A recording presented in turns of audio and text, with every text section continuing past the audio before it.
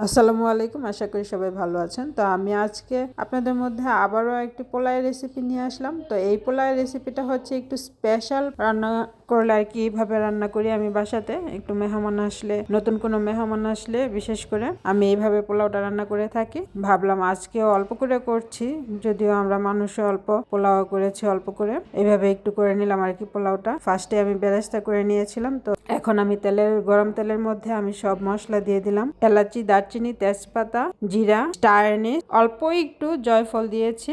দিয়ে তারপর তেলের মধ্যে আমি এটা একটু মশলাগুলো একটু গরম করে নিয়েছি, ভেজে তারপর আমি পেঁয়াজটা দিয়ে দিয়েছি। পেঁয়াজটা দিয়ে একটু হালকা ব্রাউন কালার করে তারপর আমি চালটা দিয়ে দিয়েছি, আদা রসুন সহ। আদা রসুন দিয়ে একটু নাড়াচাড়া করে আর কি চালটা দিয়ে দিয়েছি। তো চালটাকে আমি তেলের মধ্যে ভালো করে মশলা সহ ভেজে নিয়েছি। চালটা আপনি যত ভাজবেন আপনার পোলাওটা অত সুন্দর হবে। তারপর দেখতেই পাচ্ছেন দিয়ে দিয়েছি। ভাজা কমপ্লিট হওয়ার পর আমি দিয়ে দিয়েছি কতগুলো কিশমিশ আর দিয়ে দিয়েছি কতটুকু গুঁড়া দুধ। তো গুঁড়া দুধটা দিলে কি হয়, পোলাওয়ের স্বাদটা অনেক গুণ বেড়ে যায়। তো আপনি চাইলে খাঁটি গরুর দুধও দিতে পারেন। খাঁটি গরুর দুধ দিলে একটা ঘি ঘি গন্ধ আসে, খুব ভালো লাগে খেতে। তো আমার কাছে গরুর দুধ ছিল না, সেজন্য আমি গুঁড়া দুধ দিয়েই করেছি। তো আমি বেশিরভাগ সময় গুঁড়া দুধ দিয়েই করে থাকি, আমার কাছে অনেক ভালো লাগে। দিয়ে দিয়েছে কাঁচামরিচ, সাথে পরিমাণ মতো গরম পানি। তো পোলাওটা রান্না কমপ্লিট করে তারপর আমি উপরে দিয়ে দিলাম পেঁয়াজ বেরেস্তা দিলে তো পোলাওয়ের লুকটা অন্যরকম আসে, খুবই সুন্দর লাগছিল